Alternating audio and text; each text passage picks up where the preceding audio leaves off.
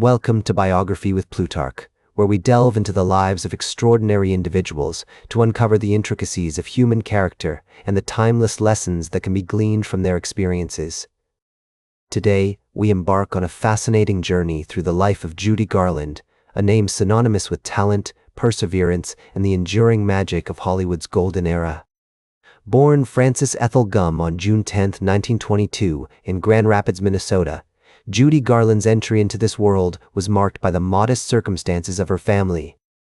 Her parents, Frank and Ethel Gumm, were vaudeville performers who owned a movie theater, where they would often stage live acts, filling the air with the sweet scent of popcorn and the sound of laughter. This unique blend of entertainment and entrepreneurship would later influence Judy's own career path, as she navigated the complexities of show business with a keen sense of adaptability and resilience. Judy's early childhood was filled with the vibrant sounds and colors of vaudeville, as she and her sisters Mary Jane and Virginia would often perform together as the Gumm Sisters. These formative years were not just about cultivating a love for performance, but also about learning the discipline required to perfect one's craft. Ethel Gumm, a domineering figure with high aspirations for her daughters, played a pivotal role in shaping Judy's early life and career. She was the driving force behind the sisters' performances, ensuring they were always well-rehearsed and presented themselves professionally, with every hair in place and every step choreographed to perfection. As the curtains opened on their acts, the Gumm Sisters would take center stage, their tiny feet tapping out a rhythm on the wooden floorboards. The spotlight would shine down upon them, casting a warm glow over their faces as they sang and danced with an energy that belied their tender years. These early performances were not just about entertaining the audience, but also about bonding as sisters, sharing in the joy and excitement of creating something together. The family's move to Lancaster, California in 1926 marked a significant turning point in Judy's life.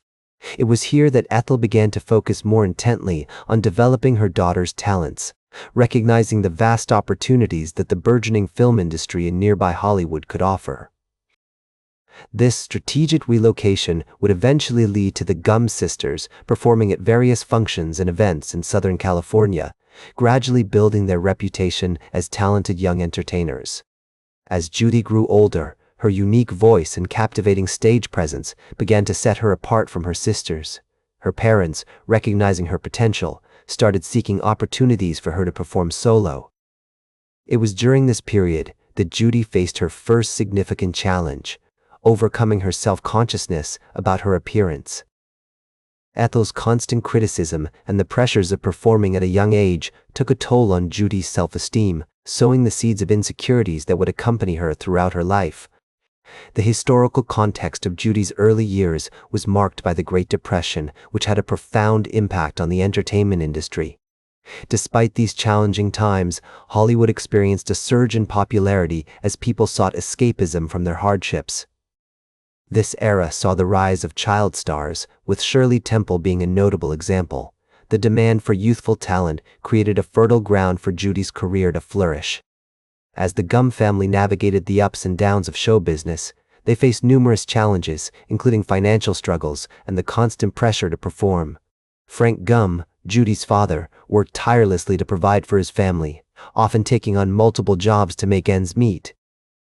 His passing in 1934 due to complications related to meningitis left the family without its patriarch and placed additional financial burdens on Ethel, who now had to rely even more heavily on her daughter's performances for income. In the aftermath of Frank's death, Judy, then just 12 years old, began to take on more responsibilities, both at home and in her burgeoning career. She became increasingly aware of the weight of her family's expectations, as well as the pressures of the entertainment industry. This newfound sense of responsibility would shape her approach to her craft, driving her to work tirelessly to perfect her performances and prove herself as a talented young artist. The following year would prove pivotal for Judy. In 1935, she and her sisters performed at the Orpheum Theater in Los Angeles, where they caught the attention of George Jessel, a well-known entertainer who was also a talent scout for MGM. This encounter led to an audition with Louis B.B. Mayer, the powerful head of Metro-Goldwyn Mayer Studios. Judy's performance so impressed Mayer that he decided to sign her to a contract with MGM, marking the beginning of her journey as a solo artist under the stage name Judy Garland. The influences of her childhood, from the discipline instilled by her mother to the insecurities that arose from constant performance and criticism, laid the groundwork for both her remarkable successes and her enduring struggles. As she stepped into the spotlight, she would be forced to confront the harsh realities of show business, navigating the intricate web of relationships, rivalries, and expectations that would shape her career. With her talent, resilience, and determination, Judy Garland was ready to take on the world, one performance at a time. As Judy Garland stepped into her new role as a solo artist under the MGM banner in 1935, she found herself at the epicenter of Hollywood's vibrant creative scene, where the sound stages hummed with activity and the air was alive with the thrill of possibility. The year marked not only her signing with MGM, but also her introduction to a world where talent, hard work, and perseverance could catapult one to stardom almost overnight, as she became part of an exclusive club of stars who shone bright in the Hollywood firmament. Under the guidance of Louis B. Mayer, Judy began to hone her craft, learning from some of the industry's most seasoned professionals, including renowned vocal coaches, choreographers, and directors, who helped shape her into a versatile performer. One of her earliest significant roles was in the 1936 film Pigskin Parade, where she played Sari Dodd, a young girl with a remarkable singing voice, whose innocence and charm captivated audiences. The experience on Pigskin Parade was pivotal for Judy, as it marked one of her first major film appearances and provided her with valuable insight into the workings of the movie industry, from the intricacies of scriptwriting to the nuances of camera angles. As she navigated the sets, she formed lasting bonds with her co-stars, including Stuart Erwin and Patsy Kelly, who became like a surrogate family to her, offering guidance and support as she found her footing in the competitive world of Hollywood. The following year, 1937, Judy's career gained momentum with her appearance in Broadway's Melody of 1938, where she sang "You Made Me Love You, I Didn't Want to Do It," a song that would become closely associated with her, as its melancholic melody and heartfelt lyrics seemed to capture the essence of her own emotional journey. This performance demonstrated her growing maturity as an artist and her ability to connect with audiences through music, as she poured her heart and soul into every note, conveying a depth of emotion that resonated deeply with listeners. Her rendition of the song, filled with longing and vulnerability, foreshadowed the impactful performances that would define her career, as she continued to push the boundaries of her craft, experimenting with new styles and genres. However, it was her role as Dorothy Gale in The Wizard of Oz, 1939, that catapulted Judy Garland to international stardom, as the film's Technicolor magic, coupled with her captivating performance, transported audiences to a world of wonder and enchantment. The movie, based on L. Frank Baum's beloved novel, became an instant classic, with Judy's portrayal of the innocent and determined Dorothy capturing the hearts of audiences worldwide, as she embodied the spirit of hope and resilience that defined the character. Her iconic performance of Over the Rainbow not only earned her an Academy Juvenile Award, but also established the song as a timeless standard, symbolizing the universal longing for a better life, as its soaring melody and poignant lyrics seemed to capture the essence of the human experience.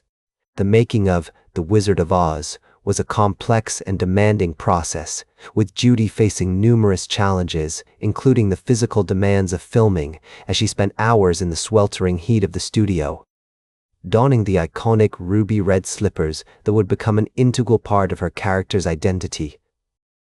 She also faced the constant pressure to perform, as the film's producers and directors pushed her to deliver a flawless performance, often requiring her to sing and dance for hours on end without respite.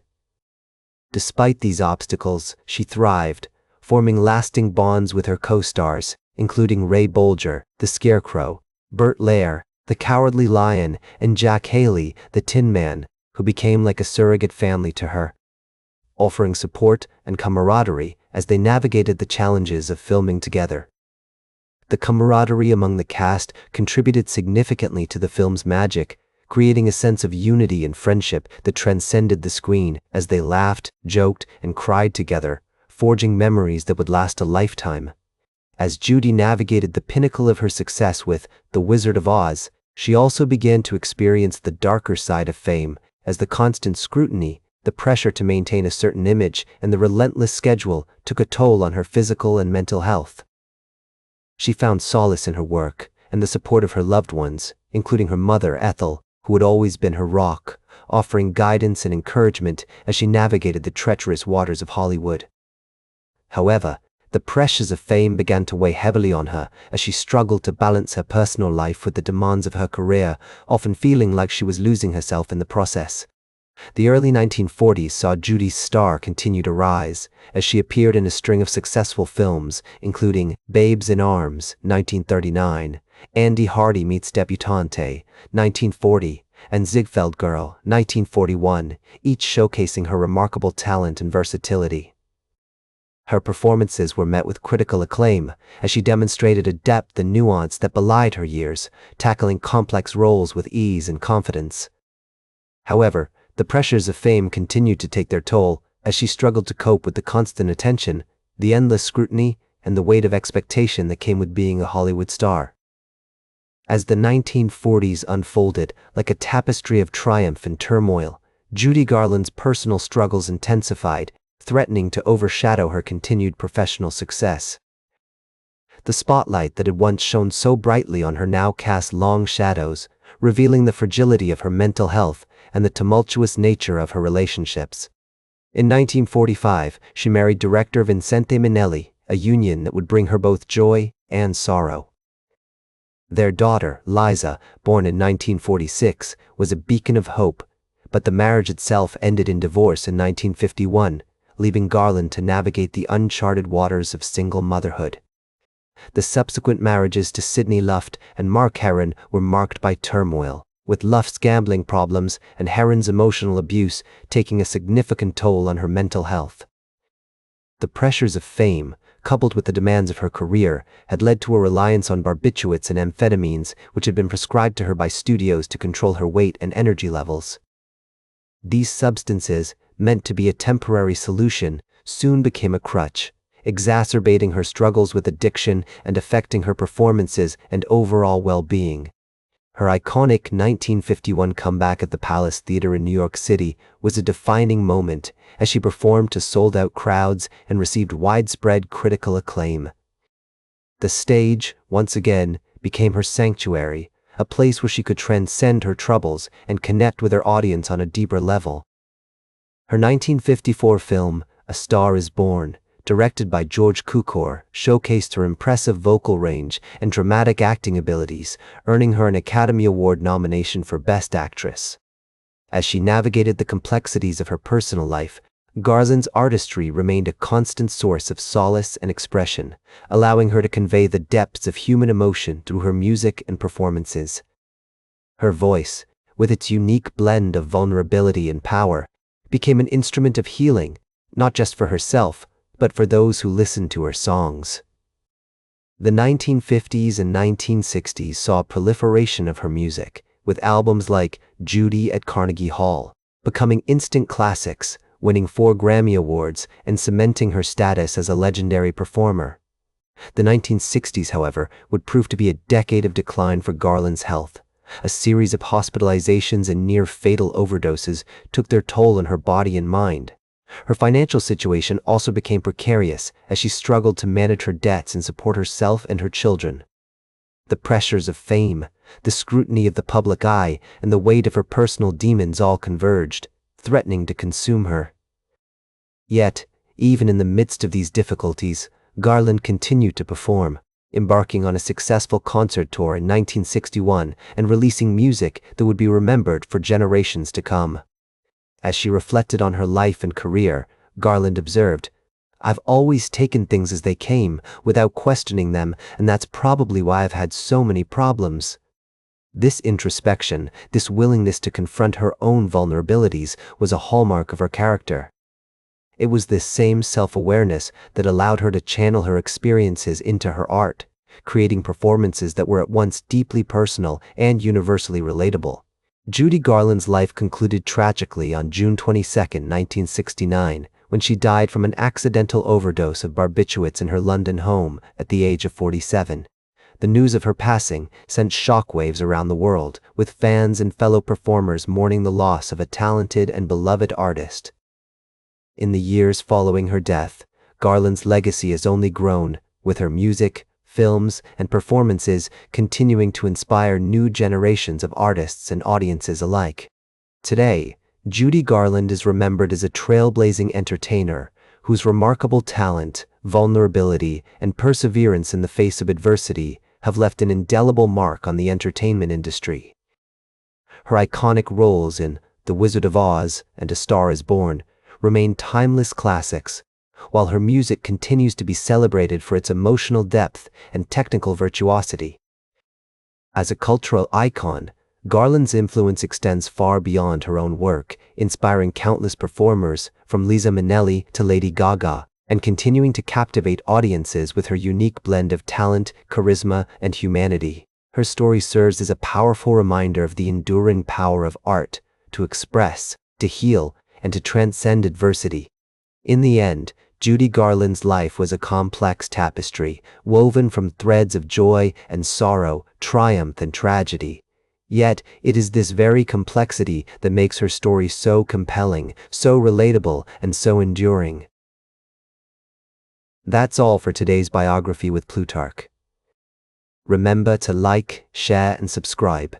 And until next time, remember that understanding the lives of remarkable individuals helps us better understand ourselves.